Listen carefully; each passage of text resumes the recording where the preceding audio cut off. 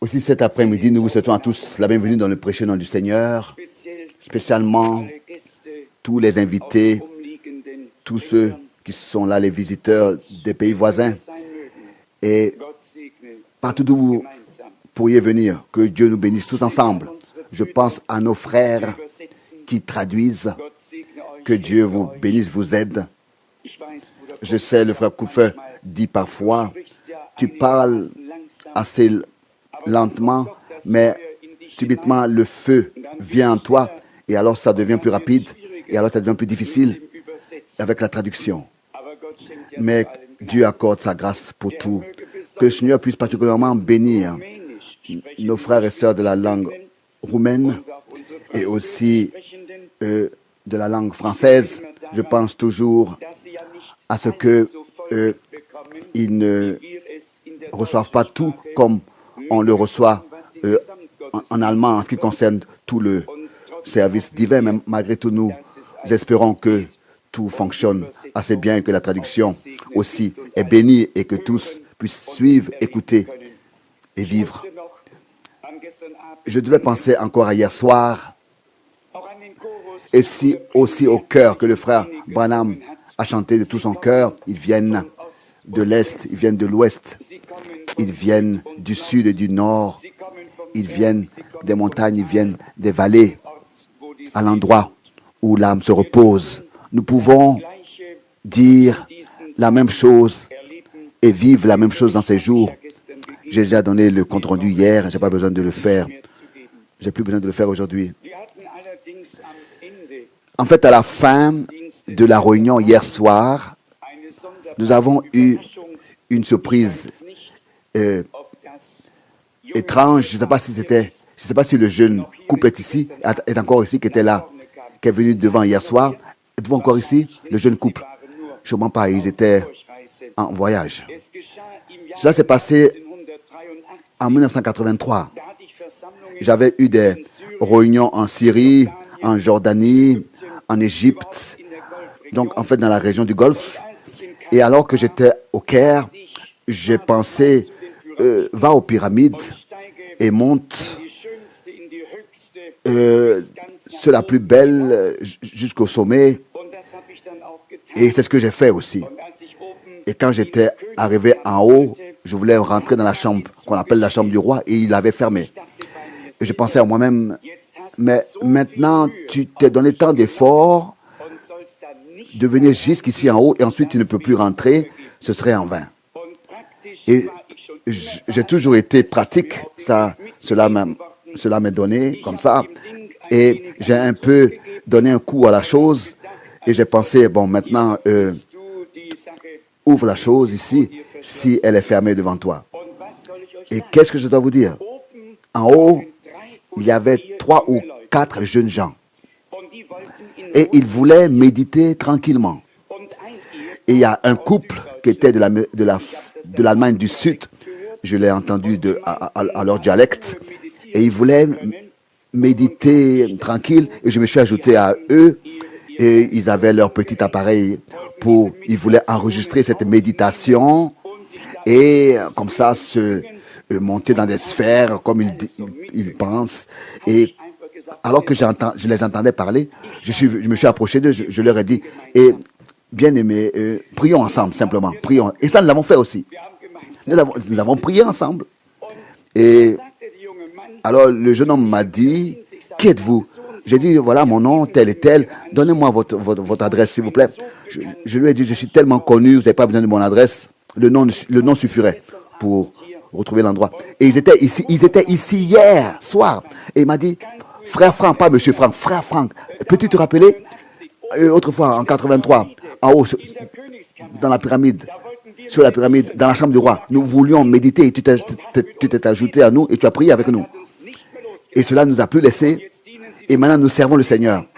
Nous appartenons au Seigneur Jésus-Christ. Nous sommes sa propriété. C'est simplement merveilleux. Nous étions étonnés. Partout où on est. Même si ce qui est un peu fermé, on ouvre pour pouvoir entrer, n'est-ce pas? Vous comprenez ce que je veux dire? On ouvre pour pouvoir entrer parmi eux. Donc, il ne devait pas méditer en paix, tranquillement. Il devait être, par une seule prière, être troublé jusqu'à qu'il trouve le repos en Dieu. Frère Rousse l'a entendu hier, n'est-ce pas, quand ils sont venus devant? Plusieurs l'ont entendu devant, hier soir. C'était très, très bien. Heureux les hommes qui partout où heureux l'homme qui partout où il est a le courage, ou alors de prier avec les gens, ou bien alors de rendre témoignage, quoi que ce soit, quelque part, où que ce soit, la bénédiction reviendra et des hommes trouveront le chemin au Seigneur. Aujourd'hui, nous devons continuer avec le sujet de hier soir. Ça n'a pas d'importance où on parle. Si c'est pour la première fois, alors il y a toujours encore certaines questions qui restent sans réponse. Et avec l'aide de Dieu, nous voulons encore aujourd'hui lire plusieurs écritures pour de la Bible nous le montrer clairement. Nous savons, n'est-ce pas, qu'il y a des élus, qu'il y a des appelés. Nous savons qu'il y a une épouse, qu'il y a une église. Et nous savons que l'épouse, en tant que troupe des vainqueurs, comme troupe des vainqueurs, naîtra de l'église, sortira de l'église. Et nous savons que Israël, que Dieu d'abord va faire avec Israël, d'abord avec les 144 000, le commencement Il se tournera à Israël, il fera le commencement avec les 144 000, et ensuite il est décrit que Israël sera sauvé dans son entièreté, parce que de Sion viendra le Sauveur. Donc il y a beaucoup de choses dans le royaume de Dieu. Nous ne sommes pas les seuls. Ne vous inquiétez pas. Dieu a planifié plusieurs choses qu'il exécute aussi. Je voudrais à cela lire dans Matthieu 4 d'abord, en ce qui concerne le royaume de Dieu, pour en cela un peu nous donner plus de clarté sur ce mot royaume de Dieu, cette expression royaume de Dieu, mystère, royaume de Dieu, oui, mystère du royaume de Dieu, etc. J'aimerais lire dans Matthieu 4, verset 23.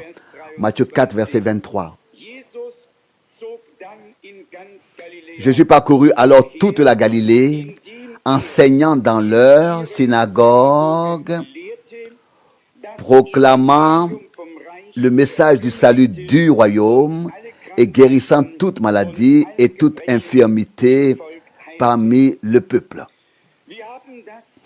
Nous avons, c'est ainsi que je le crois, déjà placé sur le chandelier et souligné et mis l'accent là-dessus, que toutes choses qui appartiennent au royaume de Dieu doivent être apportées dans la prédication.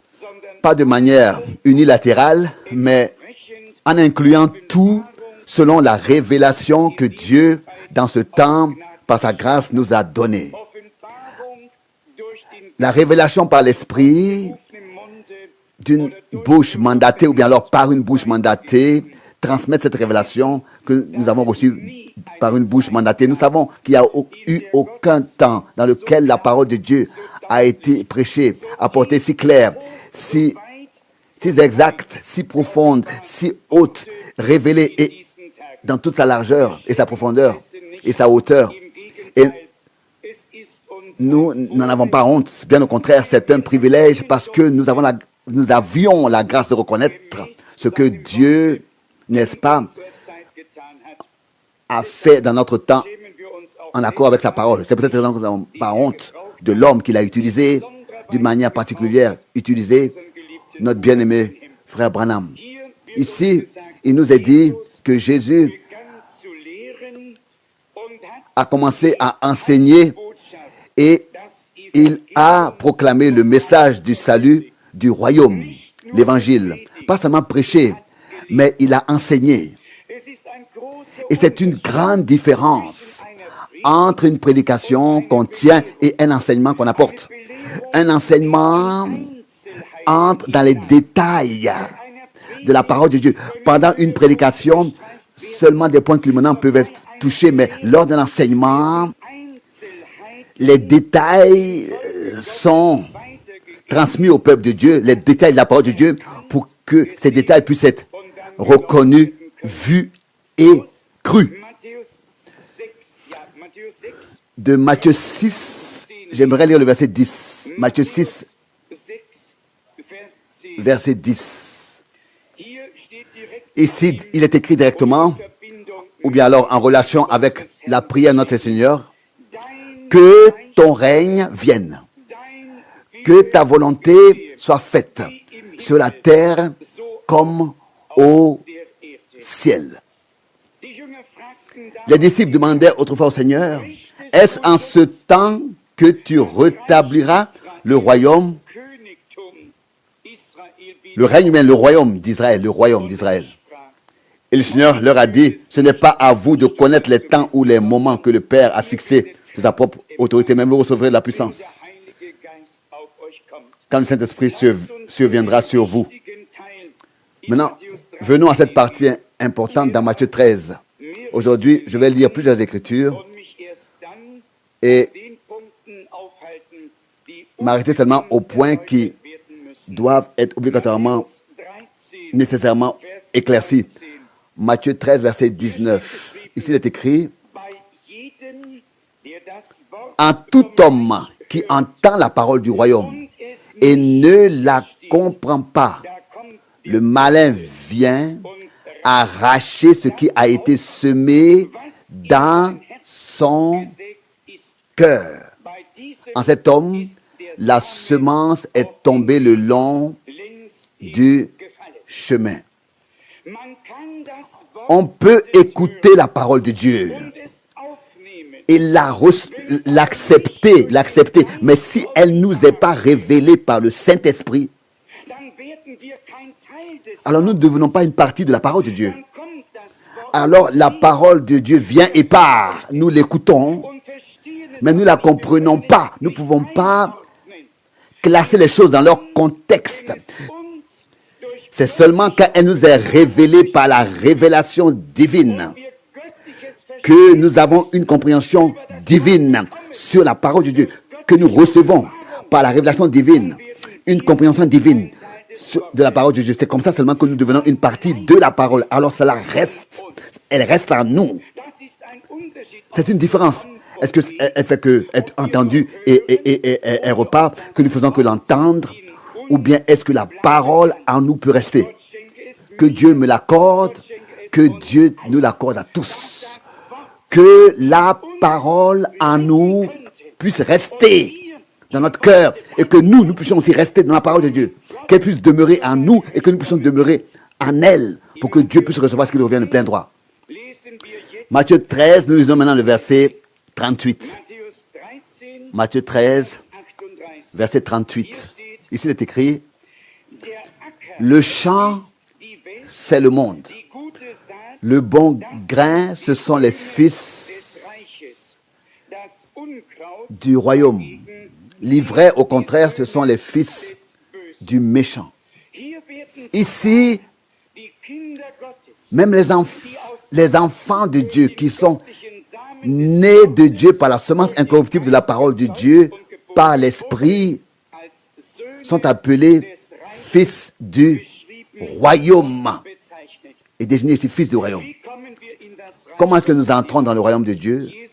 Jésus le disait déjà dans Jean 3. Si ce n'est que quelqu'un naisse de nouveau, nous l'avons exposé ici. Le dessein de Dieu constituait à ce que de sa nature, il est des fils et des filles qui ont sa nature. Je l'ai dit il n'y a pas longtemps ici. Alors que Dieu le Seigneur créait le premier Adam, il était créé à l'image de Dieu, mais il n'avait pas la vie de Dieu, il n'avait pas la nature de Dieu, il n'était pas sorti de Dieu, issu de Dieu, il n'était que créé à son image. Et ensuite, même d'un corps qui était de terre, donc terrestre. Mais avec le deuxième Adam, Dieu a suivi un objectif plus élevé, car le deuxième Adam est sorti de Dieu, est issu de Dieu. Jésus disait, croyez que je suis issu de Dieu, sorti de Dieu, et que je suis dans le Père, et que le Père est en moi. Et ça, c'est cette nouvelle création. La nouvelle création engendrée par l'Esprit. Même nature. La même nature. Là, les théologiens se disputent sur la Trinité, sur l'unité. Ce n'est pas nécessaire. Dieu s'est révélé pour que nous... Ce n'est pas pour que nous puissions discuter là-dessus. Mais Dieu s'est révélé en Christ pour se révéler à nous par Christ. Il l'a engendré, lui, comme le premier-né. Et il a dit, tu es mon fils. Je t'ai aujourd'hui engendré. Mais maintenant, nous devons nous aussi reconnaître ce aujourd'hui et être engendré du même esprit pour avoir la même nature que celle de notre Sauveur et Rédempteur. C'est ainsi que nous reconnaissons ici de cette parole de l'Écriture. Il n'a pas encore été manifesté ce que nous serons. Mais quand cela sera manifesté, nous lui serons semblables. Ça, ce n'est pas seulement une promesse. Ça, c'est un fait de Dieu. Quand la perfection viendra, l'achèvement viendra, les rachetés seront semblables au Rédempteur.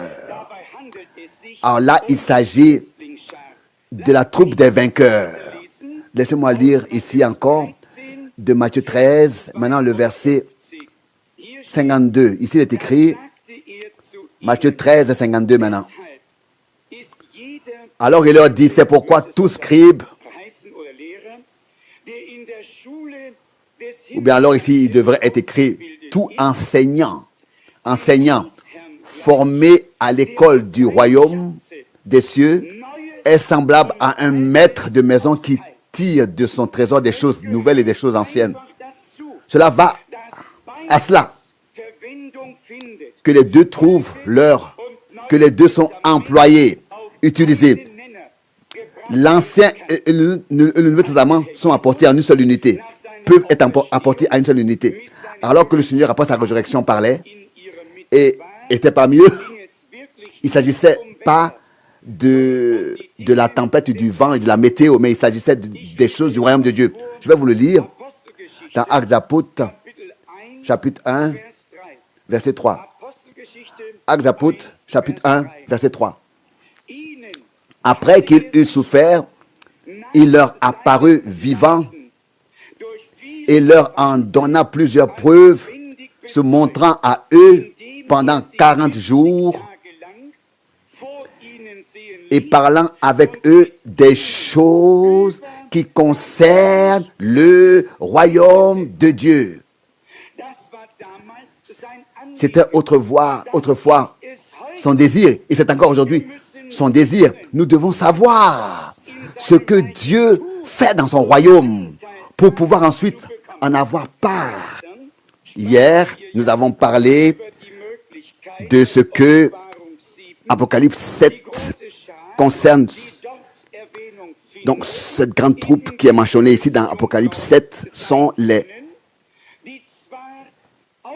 vierges folles qui aussi allaient à la rencontre de l'époux, mais n'étaient pas prêtes pour être au festin des noces. Et on m'a approché déjà à cause de cela, et c'est très bien parce que parfois, des versets bibliques sont semblables et malgré tout, pas semblables, pas similaires. Et j'aimerais répondre à la question qui m'a été posée. Nous la trouvons dans Matthieu 25, verset 12. Matthieu 25, verset 12. Mais il leur répondit, en vérité, je vous le dis, je ne vous connais pas. Veillez donc, car le jour et l'heure vous sont inconnus. Le poids de la question semblait reposer sur l'expression « je ne vous connais pas ». Je ne vous connais pas. Mais ici, comme avec toutes les autres écritures, les versets bibliques, et dans chaque description, on doit toujours avoir tout l'ensemble du contexte sous nos yeux. Et je continue à lire. Lisons maintenant Matthieu 25, verset 1, pour avoir le contexte. Alors le royaume des cieux sera semblable à 10 vierges qui partent, lampe à la main, pour rejoindre l'époux. Donc, pas seulement les unes, mais aussi les autres. Tous les 10, elles se sont mis en chemin pour aller à la rencontre de l'époux. Elles ont su qu'il revient. Elles avaient tous des lampes et leurs lampes brillaient tous. Avec la différence que les unes avaient aussi un vase avec une réserve d'huile et les autres n'avaient que les lampes. Mais ici, le Seigneur dit, je ne vous connais pas. Ce mot connaître, qu'il s'agisse de reconnaître ou de connaître en allemand, cela serait toujours le même. En ce qui concerne le festin des noces, ce groupe des 5 vierges folles n'ont pas atteint le but. En ce qui concerne le festin des noces, les conditions pour le festin des noces, pour la troupe des prémices, n'a pas été remplies. C'est pour cette raison qu'en ce qui concernait le festin des noces, elles n'ont pas été reconnues. En ce qui concerne le festin des noces, elles n'ont pas été reconnues dans ce contexte-là. Mais de la même manière, je vais lire ce qui est dit concernant ceux qui, au nom du Seigneur, ont fait beaucoup de choses et qui ne se sont même pas occupés, n'est-ce pas, de ce qui était important. En fait, je vais vous le lire de Matthieu 7 et je demande d'être attentif à la formule qui est employée ici. Il y a une différence. Matthieu 7, verset 21.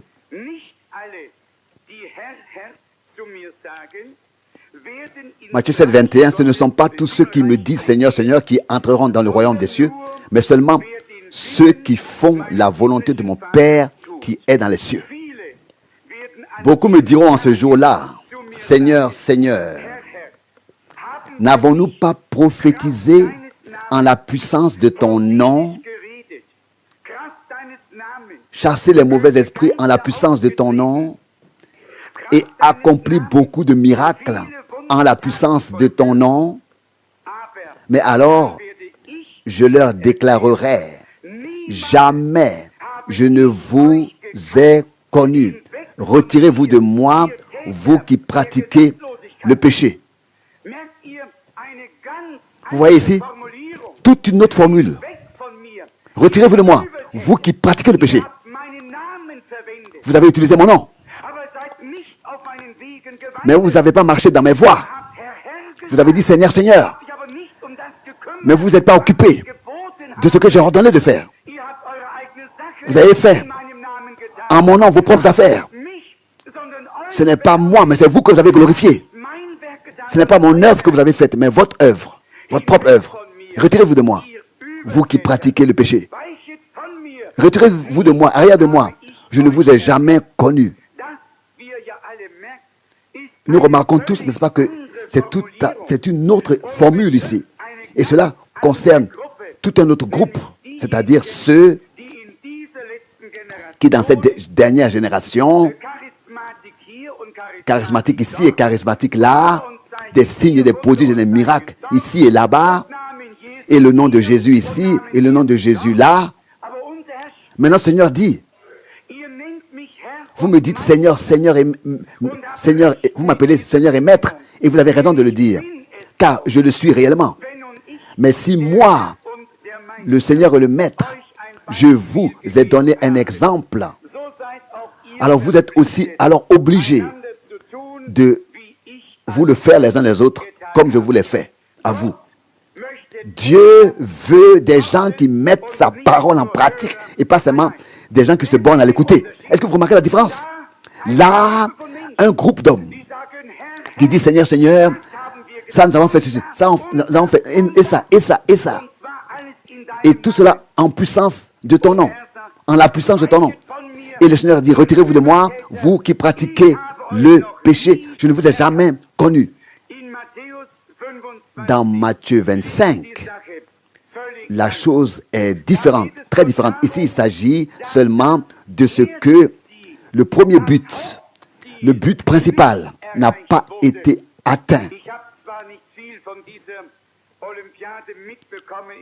Je n'ai pas à Seoul été informé de ce qui s'est passé aux Jeux Olympiques à Seoul. Mais ce n'est pas tous qui sont repartis à la maison avec de l'or. Mais il y en a qui sont repartis avec de l'argent, ou bien avec des médailles de bronze. Chacun ne peut pas repartir avec de l'or, ou bien tous, ou bien non. Donc, ici, pour apporter cette comparaison, ici, je crois que c'est Paul aussi qui s'est référé à cela autrefois et qui écrit dans 1 Corinthiens. Je voudrais vous le lire, si je le trouve, dans 1 Corinthiens, que ce n'est pas tous qui seront couronnés, c'est pas tous qui sont couronnés, mais seulement ceux qui ont combattu selon les règles et pour ne pas être disqualifiés. Ce ne sont pas tous qui atteignent le but. Je crois que c'est dans 1 Corinthiens, chapitre 9, verset 27, 24. 1 Corinthiens, chapitre 9, verset 24. Ne savez-vous pas que ceux qui courent dans les champs de course courent tous, mais qu'un seul obtient le prix de la victoire? Courez donc de manière à l'obtenir. Est-ce que vous remarquez de quoi il s'agit? Tous, Nous sommes dans les champs, dans le champ de course. Et ici suit le conseil, et cela nous est mis dans le cœur, n'est-ce pas, au verset 24, au verset 25. Et cela s'applique à ceux qui veulent atteindre le but. Or, quiconque veut participer à la compétition s'impose l'abstinence sous tous les rapports. Cela pour recevoir une couronne corruptible. Et nous, une couronne incorruptible. Moi donc, je cours non pas sans but, comme à l'aventure. Je frappe non pas comme battant l'air. Non pas comme battant l'air.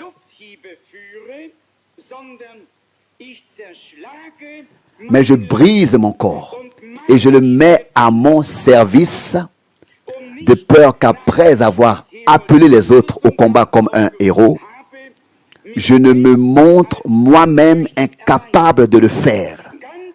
Ça n'a pas d'importance. Qui nous sommes?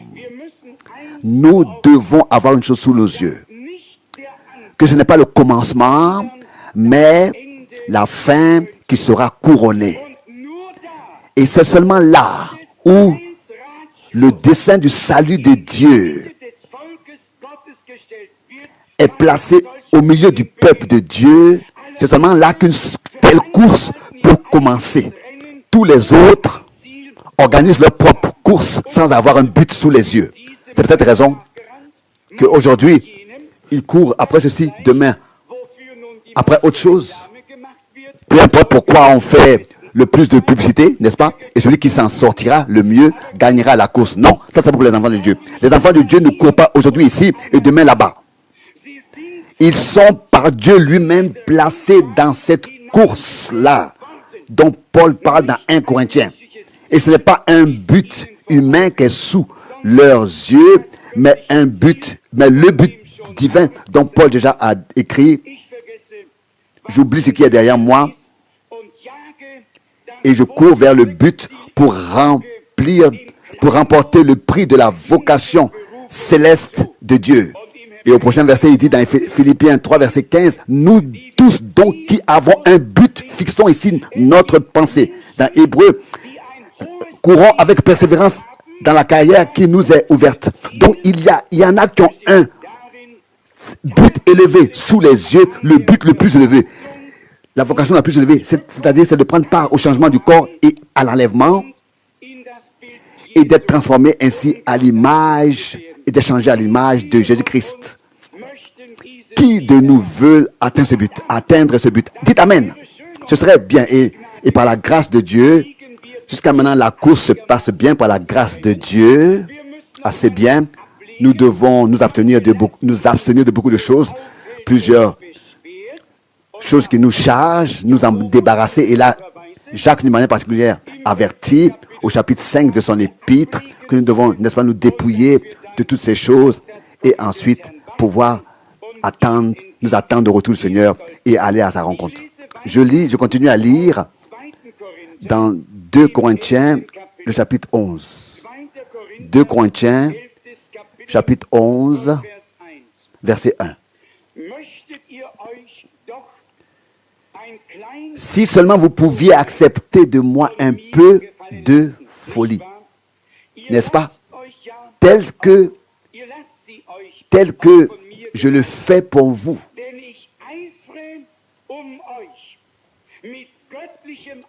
Car je suis jaloux de vous d'un zèle divin. Et pourquoi? Puisque je vous ai fiancé à un seul homme, pour vous amener à Christ comme une vierge pure. Je vous ai fiancé à un seul homme. Est-ce que Dieu le Seigneur, déjà dans l'Ancien Testament, n'a pas dit, Osée 2:19, et je te fiancerai à moi pour toujours. Oui, je te fiancerai à moi sur la base de la justice et du droit dans l'amour et la miséricorde. Dieu l'avait déjà, par les prophètes de l'Ancien Testament, annoncé à l'avance. Et autrefois, alors que Jean avait son service, il disait, celui qui a l'épouse, c'est l'époux. Et l'ami de l'époux écoute ce cri et se réjouit, etc. Vous connaissez tous cette écriture. Ici, Paul a dit, car je suis jaloux de vous d'un zèle divin. 2 Corinthiens 11, verset 2. Paul était soucieux que les gens ne deviennent pas seulement croyants, mais soient aussi obéissants en suivant et servant le Seigneur et pour pouvoir atteindre le but divin. Et je dois le dire, que le ministère de Frère Branham était du même caractère. Et c'est pour cette raison qu'il ne pouvait pas faire de compromis. Il devait apporter le message divin et le prêcher tel qu'il a fait pour que nous soyons détachés de tous les credos qui nous retiennent et nous en soyons libérés pour pouvoir ensuite servir le Seigneur libre et pour pouvoir atteindre cette vocation céleste. Car je suis jaloux de vous d'un zèle divin. Rien serait plus grave qu'un homme de Dieu vive que après des années de ministère, il voit qu'il n'y ait pas un résultat, un fruit qui soit récolté pour le Seigneur. Et je crois que je me rappelle de cette vision que Frère Branham avait reçue de l'épouse. Il pleurait en racontant cela. La voix lui a dit, maintenant, tu verras l'épouse passer. Vous savez ce que c'est. Et voilà, qu'est-ce qu'il voit? Il lui a montré l'épouse telle qu'elle était au commencement. Une épouse glorieuse, sans tache, sans ride, marchant au même pas, tout dans un ordre parfait. Et ensuite, subitement, une autre épouse arrive. C'est très malin, bizarrement, devant une femme avec un nez tordu, se comportant comme une sorcière, et c'est elle qui conduit tout le reste derrière elle, avec de la musique ramba-tamba. Et qu'est-ce que je dois vous dire? Et alors il lui a dit, ça, c'est l'épouse des États-Unis. Que là, en voyant cela, il s'est senti mal. Ça, il ne l'a pas seulement dit. Ça, on peut tous nous l'imaginer. En pleurant, celui qui écoute la bande magnétique, il peut l'entendre, qu'il pleure. Quand on fait que le lire la brochure, peut-être que les choses sont un peu ennuyantes, mais quand on écoute la bande magnétique, on l'entend pleurer, briser. L'homme de Dieu dit, Seigneur, est-ce que c'est ça le résultat de toutes les années de ministère et du ministère des autres, du travail des autres? Et il a dit, et il a pleuré, et il a dit, Seigneur, fais-nous grâce et pitié de nous. Et vous connaissez tous ce qui s'est passé subitement. Il a regardé de nouveau encore, et une épouse a apparu, telle qu'elle était, telle que la première. Et ça, nous le croyons de notre cœur, telle qu'était la première qu'il avait vue dans la vision. Donc ce n'est pas, ce qui comptera, ce ne sera pas la moitié du temps, mais ce qui va apparaître à la fin de ce ministère divin, comme message divin, comme résultat du message divin, ce qui sera préparé par ce message, comme épouse de l'agneau, sans tache, sans grise irréprochable, qui apparaîtra devant le Seigneur. Nous ne voulons pas seulement prendre part à la course. Autrefois, j'étais aussi un sportif. Aujourd'hui, on ne le remarque pas. Mais je peux toujours bien courir et marcher. Et j'avais toujours ce vice-là d'être le premier. Et dans le devoir à la maison, j'ai un peu fait les choses différemment, n'est-ce pas? Mais quand il s'agissait de courir ou bien d'atteindre quelque chose, là, j'étais toujours là. Et je pense que ça devrait être aussi vu spirituellement, nous devons tous être présents. Quand il s'agit d'atteindre le but éternel, alors nous ne pouvons pas comme ça, nous n'avons pas le droit de tricher. On n'a pas le droit de tricher. Si on n'a pas fait son devoir, un peu copier sur l'autre, non. Et cela, cela pourrait avoir des conséquences. Nous devons faire tous en sorte que nous puissions avoir écouté la parole et qu'elle nous ait été révélée et que nous l'ayons compris, ce qui a été dit, ce qui a été prêché, ce qui a été enseigné, et que nous puissions ensuite devenir une partie de la chose et ensuite pour être conscient de Dieu et des choses de Dieu. Paul voulait amener au Seigneur une vierge pure qui n'a pas de tâche, mais quelque chose qui pourrait être reproché. Mais comme disait autrefois, dans 2 Corinthiens 11, il le dit ici, il dit, au verset 3 maintenant, « Mais je crains que, comme le serpent séduisit autrefois Ève par sa malice, ainsi vos pensées ne soient entraînées vers le mal, loin de la simplicité et la pureté des sentiments à l'égard de Christ. » Il y a réellement, encore aujourd'hui, des hommes qui très rapidement se laissent entraîner. Les choses ne vont pas assez rapide pour eux.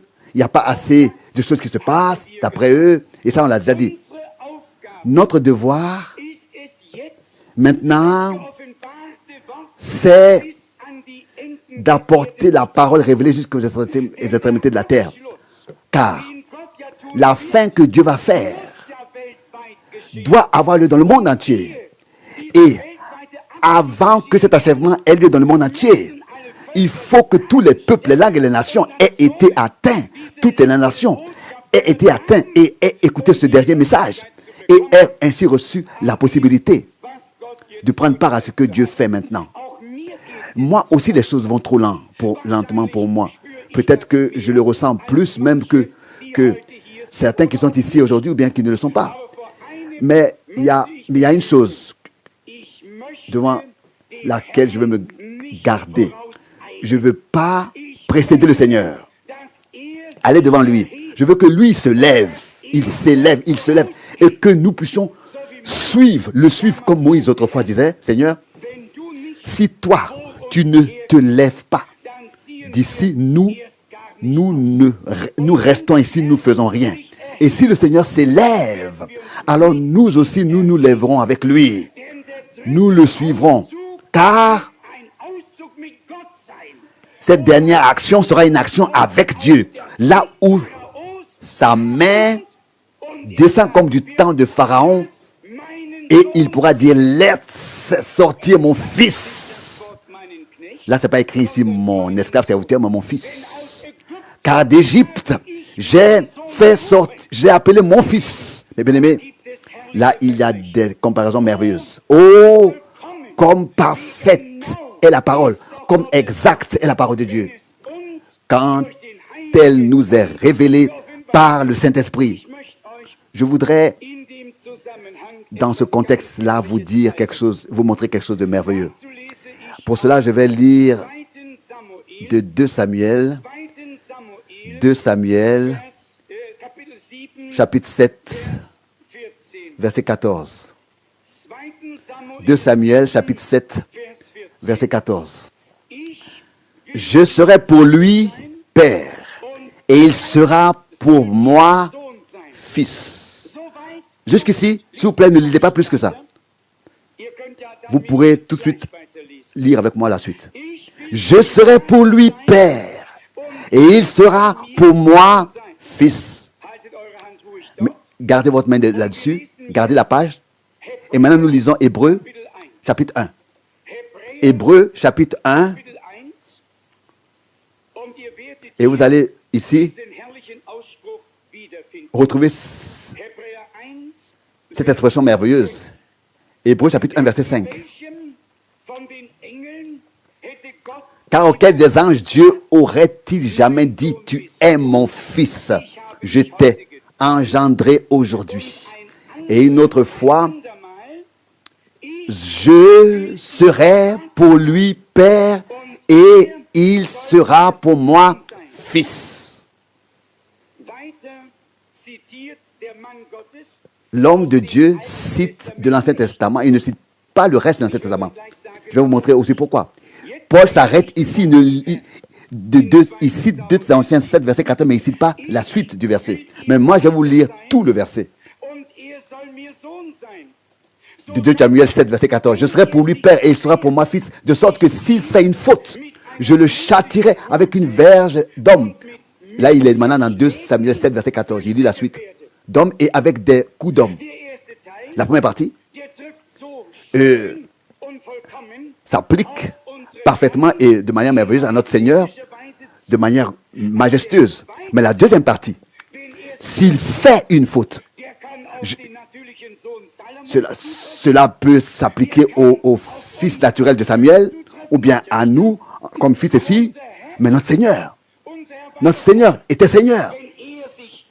S'il avait fait des fautes, mais nous aurions tous seraient allés de travers. Il était le parfait. Et ce qui, pour justement redresser les erreurs que nous avons faites et ôter le guion de la mort et la puissance de la mort. Vous avez vu? L'écrivain de l'Épître aux Hébreux n'a même pas redonné la deuxième partie de ce verset, parce que cela ne s'applique pas à notre Seigneur dans sa position de fils. Vous me regardez tous comme si vous vouliez dire, mais est-ce que cela est vrai ce que tu dis? Mais à 100%, tout ce qui est écrit dans la Bible est juste et correct. Comme autrefois, dans le prophète Ésaïe, chapitre 61, il était écrit. Et il était écrit concernant aussi le jour de la vengeance. Et dans Luc, le Seigneur a fermé le livre. Il a fait que lire seulement là où il devait lire, c'est-à-dire en faisant l'annonce de l'année de la grâce du jubilé du Seigneur. Amen. Et il a fermé le livre. Le jour de la vengeance n'était pas encore là à son époque. Il n'a pas lu le passage. Ici, l'écrivain de l'Épître aux Hébreux, tous prétendent, et ça je le dis aussi, que c'était Paul. Ici, il s'arrête au milieu du verset de 2 Samuel 7, verset 14. Il ne lit pas la deuxième partie, il lit seulement la première partie. Il écrit la première partie et il dit, « Tu es mon fils, je t'ai engendré aujourd'hui, et une autre fois je serai pour lui père et il sera pour moi fils. » Combien croient que cela s'applique à notre Seigneur comme fils de Dieu? À 100%, 100%. Encore une autre question. Est-ce que cette parole est écrite au singulier? À 100%. Je serai pour lui, père, et il sera pour moi fils, au singulier. Maintenant, je vais vous montrer dans le Nouveau Testament comment est-ce que Paul a employé cette parole au pluriel, se rapportant, s'appliquant à tous les fils et les filles de Dieu. Et maintenant, vous allez savoir pourquoi est-ce que la deuxième partie de 2 Samuel 7, verset 14 n'est pas écrite dans Hébreux 1, verset 5. S'il fait une faute, toi et moi, nous pouvons faire une faute.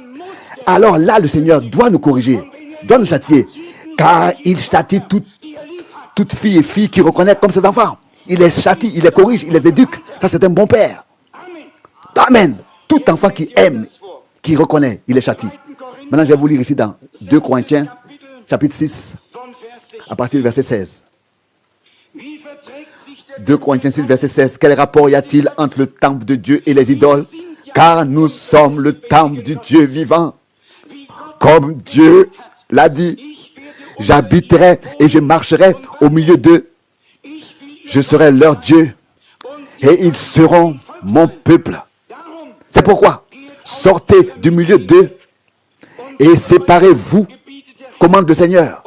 Ne touchez pas à ce qui est impur. Et je vous accueillerai. Je serai pour vous un père. Et vous serez pour moi des fils et des filles, dit le Seigneur, le Tout-Puissant. Le même verset, la même parole de 2 Samuel 7, verset 14 est employée ici. Et elle est rapportée à tous les enfants de Dieu, à tous les fils et les filles de Dieu, de la même manière.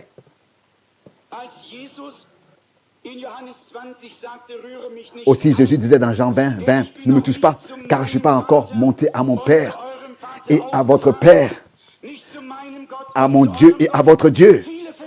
Beaucoup ne comprennent pas cela, mais il devait être le premier-né parmi plusieurs frères. Il devait être le commencement de la création de Dieu. Et c'est peut-être raison que ici, la même parole est rapportée à tous les fils et les filles de Dieu. a été employé pour tous les fils et les filles de Dieu. Le Père céleste n'est pas seulement le Père de notre Seigneur Jésus-Christ. Il est devenu notre Père à tous. Car nous prions, nous devons dire, pas mais notre Père qui est aux cieux. Notre, pas mon Père, mais notre, pas mon Père, mais notre Père. Que ton nom soit sanctifié. Il est Père sur tout ce qui s'appelle enfant. C'est ce qui est écrit. Quand nous devons prier, nous ne disons pas mon Père, mais notre Père, notre, au pluriel. Et maintenant, nous sommes enfants de Dieu. Et cela, ce que nous serons n'a pas été encore manifesté. Avez-vous tous compris cela de la bonne manière? Le même verset 2 Samuel 7, verset 14. La première partie, seulement s'appliquer à notre Seigneur, est redonnée ici dans Hébreux 1, verset 5. La première partie de 2 Samuel 7, verset 14. Ensuite, tout le verset, aussi avec la deuxième partie, nous incluant, est écrit dans 2 Samuel 6 au verset 18. Et c'est là ici au pluriel. Je serai pour vous un père. Mais c'était écrit dans 2 Samuel 7 au singulier. Je serai pour lui père. Mais maintenant déjà, l'église a été inclue. Tous les fils et les filles de Dieu qui ont été ramenés dans l'état divin. Dans l'état divin. Cette parole aussi s'applique à eux de la même manière. Je serai pour vous un père et vous serez pour moi des fils et des filles, dit le Seigneur le Tout-Puissant. Est-ce que nous le sommes ou bien nous ne le sommes pas? Oui, nous le sommes par la grâce de Dieu. Nous le sommes devenus. Comme dans Jean 1, il est écrit, l'évangile de Jean, pas selon la volonté d'un homme, mais selon la volonté de Dieu. Né de Dieu, selon la volonté de Dieu. Beaucoup d'écritures pourraient être lues. Ce que Dieu avait comme intention, qu'il a commencé à faire en Christ, il continue à le faire jusqu'à qu'il puisse dire, me voici, et tous les enfants que tu m'as donnés, Hébreux 2, verset 13. Et cela était aussi déjà écrit dans le Saint Testament. Ésaïe 8, verset 18. Beaucoup de choses qui étaient écrites dans le Saint Testament et qui avaient été annoncées à l'avance de manière prophétique liée à l'histoire du salut, devaient s'accomplir dans le Nouveau Testament. Dans le Nouveau Testament. Et c'est accompli aussi. Une autre comparaison aussi merveilleuse d'Ésaïe, le chapitre 54, Ésaïe 54, au verset 1, il est écrit, pousse des cris de joie, toi qui n'as pas d'enfant, qui n'a pas été mère, éclate en cri de joie et de triomphe, toi qui n'as pas connu les douleurs de l'enfantement. Car les enfants de celle qui est seule seront plus nombreux que les enfants de celle qui est mariée. C'est là ce que déclare l'Éternel. Dites sincèrement, qui de nous aurait pu, lié à l'histoire du salut, voir quelque chose? On aurait tous remué la tête. Qui est ici cette femme dans cet Testament? Comme il est partout parlé de femmes, n'est-ce pas? Dieu dit à Israël, tu es ma femme, etc. Dans Osée, dans Ésaïe. Et ici, il dit, pousse des cris de joie, toi, etc., qui n'est pas mère, qui n'a pas connu les douleurs de l'enfantement. De qui il est parlé ici? Qui est cette femme qui est seule? Et qui est la femme qui est mariée? Gloire à Dieu pour les apôtres. Gloire à Dieu pour chaque révélation de sa parole et de son esprit. Quand nous allons dans Galates, nous trouvons la réponse. Là, l'explication nous est donnée par Dieu lui-même. Galates, chapitre 4. Galates, chapitre 4, à partir du verset 24. Vous pouvez lire avant le verset 24 et après le verset 24, peut-être. Oui, verset 24. Galates 4, verset 24. Car c'est au figuré, car ceci représente deux alliances. L'une du mont Sinaï qui enfante pour la servitude, c'est Agar. Le mot Agar signifie en effet la montagne du Sinaï en Arabie. et elle correspond à la Jérusalem d'aujourd'hui. Car celle-ci est en servitude avec ses enfants. La Jérusalem d'en haut, au contraire, est une libre et celle-ci est notre mère. Car il est écrit, Isaïe 54, verset 1, « Réjouis-toi, toi qui n'as pas d'enfant, qui ne sera pas mère, réjouis-toi et exulte, toi qui n'as pas à souffrir des douleurs de l'enfantement. Car celle qui est seule a de nombreux enfants, plus que celle qui est mariée. » Est-ce que vous remarquez comment est-ce que l'apôtre a pris cette parole d'Ésaïe 54, verset 1, il l'a employé dans l'histoire du salut, c'est-à-dire après le verset 24, à partir du verset 28. Pour vous, frères, à la manière d'Isaac, vous êtes enfants de la promesse. Amen. La nouvelle Jérusalem, la Jérusalem céleste, est notre mère à tous. Et la parole qui est venue du ciel nous ramène au ciel. Et elle ne reviendra pas vide à Dieu sans avoir d'abord fait ce que Dieu a voulu. Ça, c'est garanti. Tous les théologiens auraient fait tous la même erreur. Ils auraient interprété l'une chose aux nations et l'autre à Israël. Mais Paul avait ni les nations ni Israël sous les yeux. Il avait une seule chose, c'est l'église vivante des premiers-nés sous les yeux. Comme c'est écrit dans Hébreux 12, verset 22, qu'ils soient juifs ou païens, qui tous ont expérimenté la circoncision du cœur et ont reçu le sceau de l'esprit pour leur justice de la foi. Justifiés par la foi en Jésus-Christ, notre Seigneur. Vitrestement, la Jérusalem s'est trouvée dans la servitude. Et qu'est-ce que notre Seigneur disait? Ils mettent des fardeaux lourds sur vous, sur lesquels vous tombez, et eux-mêmes ne sont pas prêts à faire ce qu'ils vous enseignent. Alors il dit, venez à moi, vous tous qui êtes fatigués et chargés. Moi, je vous donnerai du repos pour vos âmes. Mais nous remarquons, comment est-ce que vous remarquez, n'est-ce pas, pourquoi je suis encore plus reconnaissant pour l'exposé de l'Ancien et le Nouveau Testament. Est-ce que cela devient toujours plus grand pour vous? D'une harmonieuse, parfaite, glorieuse.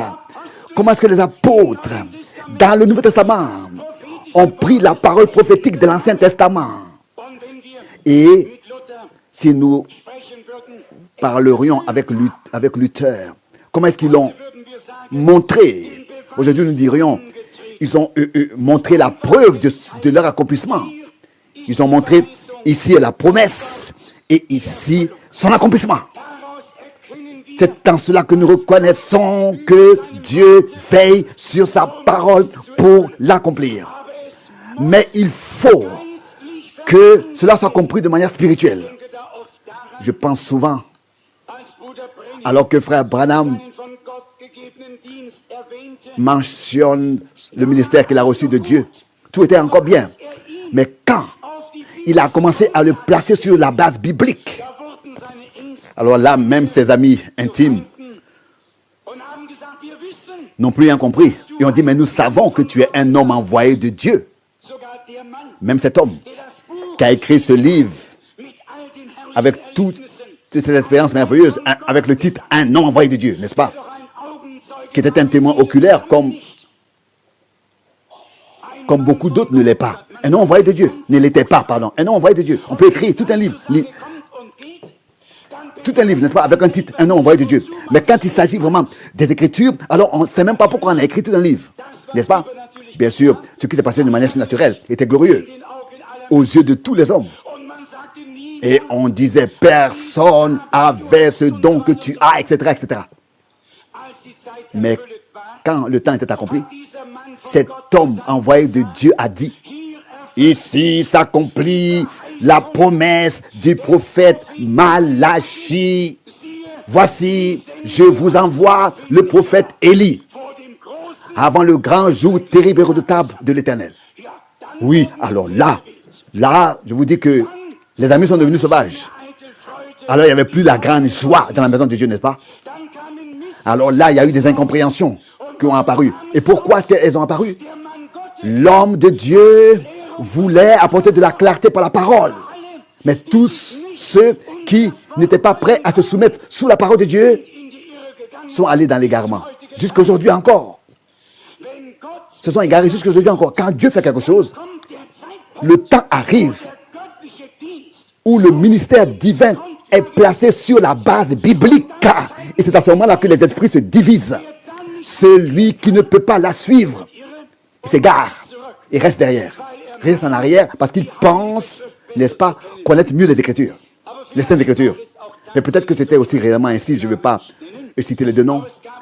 Mais il y a eu deux hommes qui aux États-Unis, auparavant, n'est-ce pas, avaient prétendu être la même chose, d'être le Élie qui devait venir avant le grand jour terrible et redoutable de l'Éternel. Et que ce même homme-là avait écrit sur ces deux hommes-là avec la même conviction, n'est-ce pas? Il ne pouvait plus non plus, n'est-ce pas, écrire sur le troisième avec la même conviction. Sinon, il aurait dû lui-même se corriger. Vous comprenez ce que je dis? Même Mahomet s'était référé de Malachie, les derniers versets, qu'il serait cet homme-là, cet Élie-là, le dernier prophète, et qu'après lui, le Seigneur viendrait, etc., et mettrait de l'ordre sur cette terre. Non, pas une prétention, mais la confirmation divine et légitimation divine. C'est ça qu'est la preuve divine. Chacun peut prétendre être ceci et cela, et revendiquer ceci et cela. Mais si Dieu ne confirme pas, alors nous pouvons l'oublier. Et ça aussi, nous l'avons entendu d'une bouche mandatée. Maintenant, je vais vous montrer quelque chose. Et s'il vous plaît, devant le Seigneur, portez un jugement là-dessus. C'est là de Matthieu 17. Matthieu chapitre 17. Nous voyons ici cette expérience merveilleuse. Les disciples, avec notre Seigneur, sur la montagne de transfiguration. Moïse et Élie apparaissent. C'est la joie glorieuse ici. Pierre dit, nous voulons bâtir 3 tentes, une pour toi, une pour Moïse, une pour Élie. Et la chose était merveilleuse, n'est-ce pas? Et ensuite, est descendue la nuit, la lumière est descendue, et son visage a brillé comme du soleil, comme le soleil, et ses vêtements ont été éclatants, resplendissants, comme la lumière, etc., etc. Et il est écrit ici, et voilà, Matthieu 17, verset 3, et voici Moïse et Élie leur apparurent, s'entretenant avec lui. Le verset 4 ensuite. Alors Pierre prit la parole et dit à Jésus, Seigneur, nous sommes ici, nous sommes bien ici, etc., etc. S'il vous plaît, remarquez bien pourquoi est-ce que cette question a suivi. Ce que je lis et ensuite que je pose comme question, verset 10. Les disciples lui demandèrent, alors, comment donc les scribes peuvent-ils dire qu'il faut qu'Élie vienne premièrement? Élie et Moïse venaient d'avoir apparu sur la montagne. Et maintenant, ils sont descendus de cette montagne. Et alors, cela a retenti dans les oreilles des disciples. Mais les scribes disent qu'Élie doit venir, premièrement. Et la question a été, mais pourquoi est-ce qu'ils le prétendent? Il semble ici que celui qui a posé cette question n'a pas bien connu les Écritures, comme les Écritures lui ont été révélées plus tard par le Saint-Esprit. Au moment de la question, il ne connaissait pas les Écritures, n'est-ce pas? Maintenant, faites attention à la réponse. Il leur dit au verset 11, Élie va venir et il remettra tout en ordre, ramènera tout à l'étape initiale. Est-ce que cela est au futur? Garanti. Celui qui a déjà 4 années d'école sait que c'est au futur. Le futur, Élie va venir. Et il remettra tout en ordre. Et là, nous disons Amen. Tout le peuple dit Amen. Maintenant, sur le verset 12. Mais moi, je vous dis qu'Élie est déjà venu. Ils ne l'ont pas reconnu, mais l'ont traité comme ils l'ont voulu. Là, nous disons aussi Amen à cela, oui, n'est-ce pas? Là, nous disons aussi tous Amen à cela. Là où nous ne pourrons pas dire Amen, c'est quand on veut annuler le verset 11 et l'intégrer dans le verset 12. Alors là, nous ne pouvons pas dire Amen à cela. Le verset 11 et le verset 12, s'ils sont écrits, s'ils existent, ça veut dire que le verset 11 et le verset 12 ont leur droit d'existence. Élie est venu, ça c'était Jean-Baptiste, et Élie va venir, ça c'est l'homme de Dieu maintenant avant le jour du Seigneur. Ça c'est ainsi dit le Seigneur dans sa parole.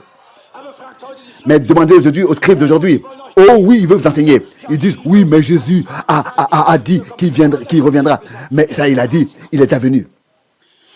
Il a dit qu'il y viendra, mais il a dit aussi qu'il est déjà venu. Oui, mais bien sûr qu'il a dit qu'il est déjà venu. Mais est-ce qu'il a, en disant qu'il est déjà venu, est-ce qu'il a annulé le verset 11? Non, il a seulement apporté de la clarté. Que Dieu soit remercié pour cela. Alors qu'on a demandé à Jean, es-tu le Élie? Il a dit non, je ne le suis pas. Et ça aussi, c'est étrange.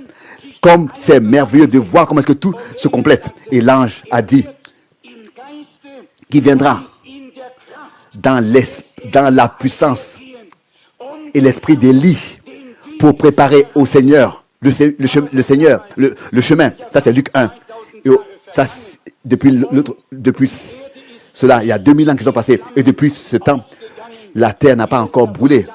Comme il est question concernant le jour du Seigneur, le jour terrible et redoutable de l'Éternel. Vous voyez comment est-ce que c'est important de placer exactement, de prendre chaque verset biblique exactement dans son contexte et de faire attention à ce qui a été dit dans ce verset. Exactement. Et aussi d'avoir la compréhension divine sur ce qu'on lit et ce que cela signifie, c'est-à-dire le sens que le Seigneur lui-même a donné à sa parole et a dit dans sa parole. Élie va venir premièrement et remettra tout en ordre, ramènera tout à l'état initial. Et Paul, n'est-ce pas, dans la première prédication, le jour de la Pentecôte, a exposé et a dit que le temps du rafraîchissement viendra et que alors Jésus reviendra quand tout sera restauré, pas avant, tel que cela a été annoncé à l'avance par la bouche des prophètes des temps anciens. Actes apôtre 3. Rien est plus nécessaire dans ces jours que d'avoir la compréhension correcte de la prophétie biblique. Que vraiment la vraie, j'aurais presque dit, j'ai failli même dire la parfaite compréhension des choses qui concernent le conseil de Dieu en ces jours nous soit accordée. La parfaite compréhension. Que nous ne confondons rien, mais que nous proclamons tout ordonné divinement sur la base des Saintes Écritures et aussi que nous puissions l'expérimenter personnellement. Nous ne voulons pas seulement prêcher, mais nous voulons ensemble écouter la parole de Dieu et ensemble aussi expérimenter le Seigneur. Résumons tout ce que nous avons entendu.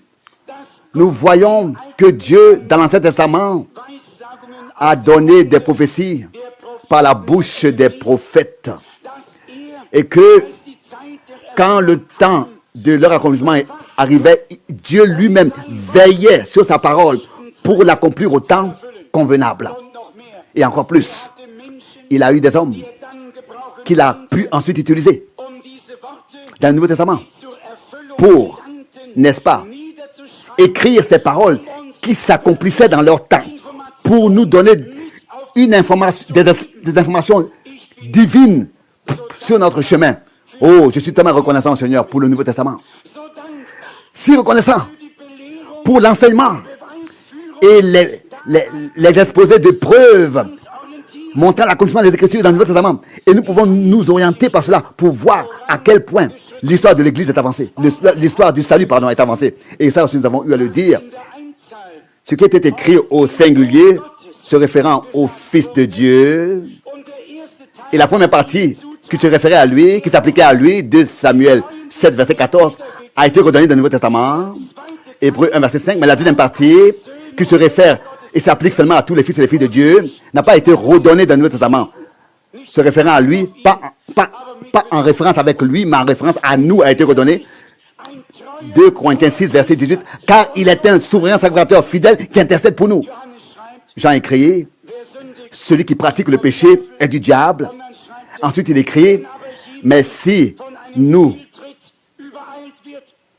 disons que nous n'avons pas de péché, nous nous séduisons nous-mêmes, si nous les confessons, nous avons un souverain sacrificateur qui est fidèle et qui intercède pour nous. Nous pouvons tous nous faire une erreur. Mais il y en a un qui était parfait et infaillible et qui est mort sur cette, et qui a marché sur cette terre pour nous, hommes livrés à l'erreur. Il a payé le prix pour nous tous, pour nous racheter, pour nous accorder la vie éternelle par sa grâce. Et vous avez aussi été attentif exactement dans quel contexte la parole dans le Nouveau Testament en relation avec l'Église a été écrite. Vous, mon peuple, sortez du milieu d'eux. Séparez-vous. Ne touchez à rien d'impur. Alors, vous serez pour moi des fils et des filles, et je serai votre Dieu. Vous voyez, voilà le contexte. Pas toute la masse des croyants qui vont dans toutes les directions, mais vous, mon peuple, sortez du milieu d'eux. Ne touchez à rien d'impur. Séparez-vous. Alors, voilà le contexte. Alors, je vous serai un père, et vous me serez des fils et des filles de Dieu. Voilà le contexte. Dit le Seigneur, le Dieu Tout-Puissant. À qui est-ce que cela est adressé, cette parole? À la troupe des vainqueurs, à la troupe des prémices, qui écoute l'appel, qui sort, qui se sépare, qui ne touche à rien d'impur, qui sont obéissants pour, avec le Seigneur, marcher sur le chemin plein d'opprobre. Mais, chemin étroit, mais c'est seulement ce chemin-là qui mène au but, le seul chemin qui mène au but, ce chemin étroit. Celui qui veut atteindre le but doit être prêt à porter l'opprobre à cause du nom de Jésus. Porter sa croix et suivre le Seigneur.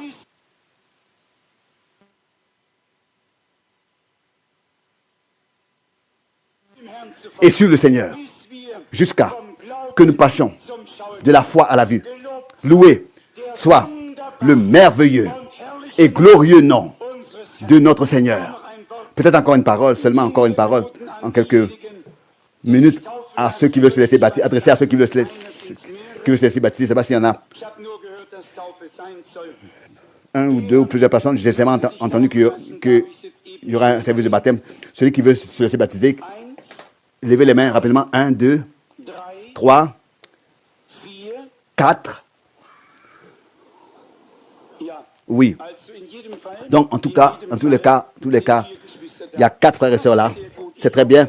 Je crois que tous savent exactement ce que veut dire, ce que signifie le baptême, de manière que nous ne pourrons pas entrer comme ça. Nous n'allons pas entrer dans tous les détails concernant ce sujet. Tous ceux qui se sont consacrés au Seigneur et qui sont devenus croyants, qui ont cru et qui ont expérimenté par la foi en Jésus-Christ leur sauveur personnel, leur justification. Ils se laissèrent baptiser bibliquement au nom de Seigneur Jésus-Christ, tous ceux qui acceptaient sa parole.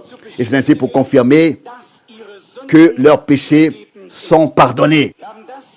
Et ça, nous avons souvent nous avons dû le dire ici plusieurs fois. Dans le baptême, n'est pas contenu le pardon. Le pardon, le baptême a lieu à cause du pardon qu'on a expérimenté. Mais pas pour le pardon, mais à cause du pardon qu'on a expérimenté. Et le pardon est seulement et uniquement dans le sang de l'agneau. Quand c'est ainsi que c'est écrit, qu'il a versé son sang pour une multitude, pour le pardon. Il donnera son sang pour le pardon des péchés. Et nous n'avons pas le choix. Nous devons être exacts et enseigner exactement avec les Écritures. Le baptême est la confirmation, est une confirmation que le croyant est devenu croyant accru, que le croyant a cru et qu'il a reçu la certitude par la foi en l'œuvre accomplie de la rédemption au sang, par le sang versé de Dieu, qu'il a reçu le pardon de ses péchés. Et le deuxième pas, c'est ensuite le baptême. Et alors Dieu fait le reste. Accorde le reste, que le Seigneur puisse en tous bénir ces quelques mots qui vont se laisser baptiser, que Dieu les bénisse. Amen. Levons-nous pour ensemble prier pendant que nous courbons les têtes et avons fermé les yeux, avons courbé les têtes et ouvrons nos cœurs devant Dieu. Je voudrais demander s'il y a quelqu'un ici qui veut consacrer sa vie à Dieu, Alors, levez s'il vous plaît les mains. Y a-t-il quelqu'un ici? S'il vous plaît, merci. Y a-t-il encore quelqu'un? Y a-t-il encore quelqu'un avec d'autres requêtes? Il y a quelque chose que vous avez apporté devant le Seigneur et vous croyez qu'il vous a exaucé. Alors levez aussi les mains. Que Dieu vous bénisse. Que Dieu bénisse, que Dieu bénisse partout. Il y a un cantique dans lequel il est écrit à peu près comme ça. La détresse ne peut pas être plus grande que celui qui secourt, que le Sauveur. Il est toujours plus fort, toujours plus grand que toute détresse, toute tempête, toute maladie. Il est plus grand que tout, tout puissant. Il est plus puissant que tout.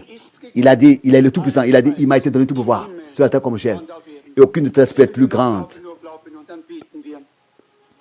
que le Sauveur. Chantons crois seulement, quand seulement, et nous prions ensemble. Crois seulement. Crois seulement. Crois seulement. Tout est possible. Oh, crois seulement. Crois seulement. Crois seulement.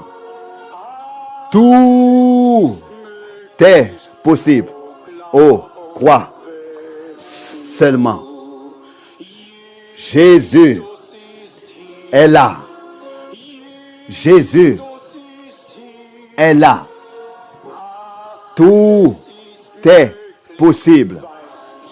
Parce que Jésus est là. Jésus est là. Jésus est là. Tout est possible. Parce que Jésus est là. Père céleste, de tout notre cœur, nous te remercions pour ta présence, pour ta sainte et précieuse parole, pour la lumière claire comme le soleil de la parole prophétique, pour les contextes que tu nous montres toujours plus clairement. Bien-aimé Seigneur, que sommes-nous pour que nous puissions écouter tout cela, entendre et voir et vivre toutes ces choses? Bien-aimé Seigneur, ce n'est pas de vouloir s'élever. Si nous nous comptons parmi ceux que tu as pris de côté pour leur révéler les mystères du royaume, pour leur ouvrir l'intelligence, pour les Écritures, la compréhension, et tu as dit ensuite, c'est à vous qu'il a été donné de connaître les mystères, de savoir, de connaître les mystères du royaume de Dieu. Bien-aimé Seigneur et Dieu, en commençant avec le mystère de la révélation de ta personne en Christ Jésus notre Seigneur, avec l'accomplissement du mystère de l'Église, de l'épouse d'Israël et tout cela. Ô Seigneur, tu nous as, par ta grâce, accordé une vue d'ensemble sur toutes ces choses. Et nous te remercions pour cela. Et nous te louons. Nous louons ton Saint-Nom glorieux. Et que tous ceux à qui tu l'as révélé, qu'ils puissent maintenant crier de joie, t'exalter, te remercier et t'adorer. Alléluia. Gloire et honneur, louange et adoration te soient apportés, Seigneur. Cela nous est devenu si clair pour nous, comme si nous nous serions assis à tes pieds et aurions entendu audiblement les paroles sorties de ta bouche. Alléluia. Gloire et honneur, louange et adoration te soient apportés pour tout. Maintenant, nous te remettons tous ceux qui ont des requêtes et qui ont levé leurs mains, qui avaient levé leurs mains. Que tu puisses sauver, que tu puisses guérir, que tu puisses délivrer, que tu puisses bénir et baptiser d'esprit et de feu. Et que tu puisses, Seigneur, accorder à tous et surtout la clarté à tous. Et particulièrement ceux qui maintenant vont faire le pas du baptême, sois avec eux. Que tu puisses les purifier, les laver par le sang de l'agneau, pour qu'ils puissent faire l'alliance d'une bonne conscience avec toi. Bénis tous ceux aussi en Soviet-Union et aussi tous ceux qui sont remis à nos requêtes, le frère Fichonik, qui sont remis à nos requêtes d'une manière particulière. Détends ton bras, confirme ta parole et que des grands signes et prodiges et miracles aient lieu, car tu es un grand Dieu. Alléluia. Oh Seigneur, vivifie-nous et touche nos lèvres, nos bouches, pour que nous puissions te louer et exalter ton Saint-Nom, car tu as fait de grandes choses en nous. Loué et exalté soit ton Saint-Nom, maintenant et dans toute éternité. Amen.